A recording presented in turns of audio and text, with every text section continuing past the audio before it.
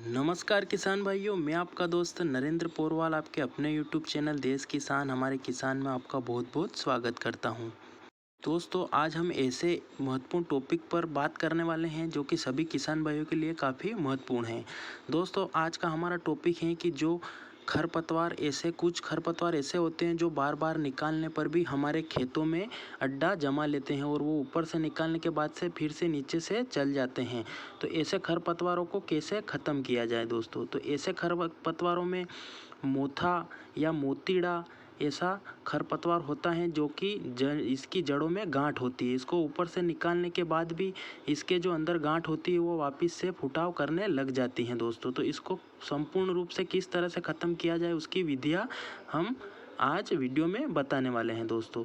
तो उसके लिए आप वीडियो पर लास्ट तक बने रहें और यदि आपने अभी तक हमारे चैनल को सब्सक्राइब नहीं किया है तो सब्सक्राइब कर ले, जिससे कि खेती से संबंधित सारी महत्वपूर्ण जानकारियाँ जल्दी से जल्दी आप तक पहुंच जाएगी। चैनल को सब्सक्राइब करके बेल आइकन जरूर दबा दें और वीडियो अच्छा लगे तो ज़्यादा से ज़्यादा किसान भाइयों तक पहुंचाने के लिए शेयर जरूर करें और वीडियो अच्छा लगे तो लाइक भी जरूर करें दोस्तों। तो आइए शुरू करते हैं। दोस्तों, इस घास का नाम है मोतीड़ा। यह मोतीड़ा घास, जहाँ पर हम जिस खेत में गर्मी में ज़्यादा फसलें लगाते हैं, गर्मी की फसल लेते हैं, वहाँ पर इसका ज़्यादा प्रकोप देखने को मिलता है। वहाँ पर यह ज़्यादा उगने लग जाती हैं दोस्तों। गर्मी में नमी होने के कारण, गर्मी में पानी मिलने के कारण इसकी ग्रोथ जल्दी होती है और ये पूरे खेत में धीरे धीरे फैलने लगता है। तो इसके हम रासायनिक और जो हमारा देसी जुगाड़ होगा वो भी बताएंगे और इसकी रासायनिक विधि और हमारी जो सामान्य विधि होगी वो भी हम बताएंगे दोस्तों इसमें आगे। तो दोस्तों, मोतीड़ा घास की जड़ों में एक गांठ होती है जो कि इसका जीवन फिर से चालू कर देती है। यदि इसे हम ऊपर से उखाड़ भी लेते हैं तो इसकी जो जड़ हो जाती है, गांठ रह जाती है, वो ज़मीन में रह जाती है और वापस से पत्तियां उसमें से निकलने लग जाती है और फिर से बड़ी हो जाती हैं दोस्तों। तो उसके लिए हम जैसे ही हमारी गर्मी की फसल या जो हमने रबी में फसल लगाई है वो जैसे ही हम हार्वेस्टिंग करते हैं उसकी, तो उसके बाद यदि हम गहरी जुताई कर देते हैं, पलाव के द्वारा अच्छी गहरी जुताई कर देते हैं, जिससे कि इसकी जड़ें भी ऊपर आ जाती है गठानों सहित। तो और वो गठाने अगर धूप के कारण सूख जाती हैं तो उसके बाद इसका प्रकोप हमें बिल्कुल कम देखने को मिलता है दोस्तों।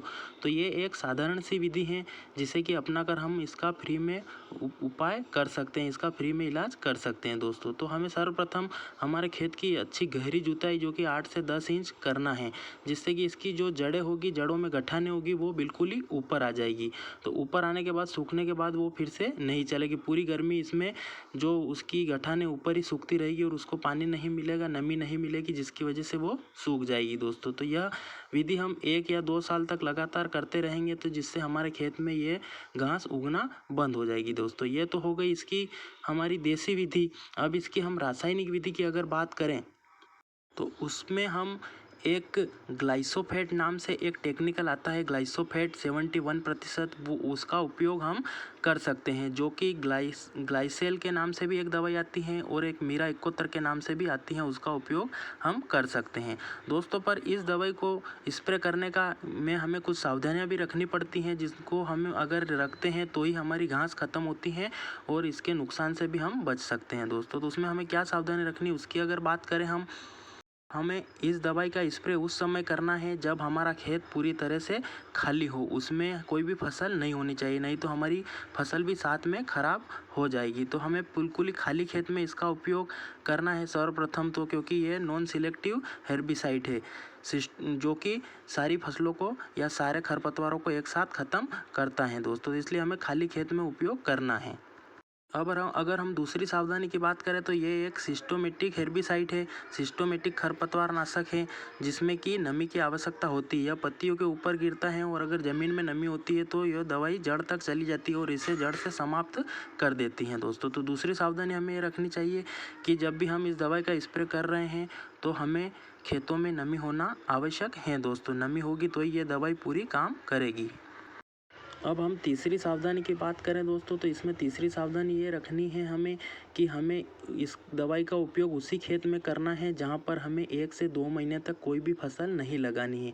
यदि हमें 1 या 2 महीने के अंदर कोई भी फसल लगानी है तो हमें इसका उपयोग नहीं करना है, नहीं तो उसका नकारात्मक प्रभाव हम दूसरी फसल लगाएंगे उस पर भी पड़ेगा, क्योंकि इसका अंश खेत में जिसमें स्प्रे कर रहे हैं उसमें 1 या 2 महीने तक रह सकता है।